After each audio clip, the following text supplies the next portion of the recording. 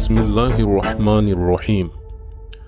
আজ আমরা এমন এক সময় বাস করছি যেখানে মানুষ দুনিয়ার মোহে পড়ে আল্লাহর কথা ভুলে যাচ্ছে। কিন্তু কখনো কি ভেবে দেখেছি আল্লাহকে ভুলে গেলে আমাদের কি পরিণতি হতে পারে? রাসূল সাল্লাল্লাহু আলাইহি ওয়াসাল্লাম বলেছেন, যখন দুনিয়া মানুষের সবচেয়ে বড় উদ্দেশ্য হয়ে যাবে তখন আল্লাহ তার অন্তরে দারিদ্র্য বসিয়ে দেবেন, আর দুনিয়া তার সামনে থাকলেও সে কখনো তৃপ্ত হবে না। তিরমিজি শরীফ।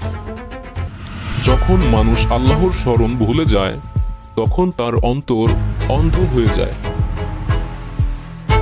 তখন অন্যায় বেড়ে যায়, তখন সমাজের শান্তি হারিয়ে যায়, পরিবারে ভাঙ্গন শুরু হয়, মানুষের মধ্যে নীতি নৈতিকতা হারিয়ে যায়, সত্য মিথ্যার পার্থক্য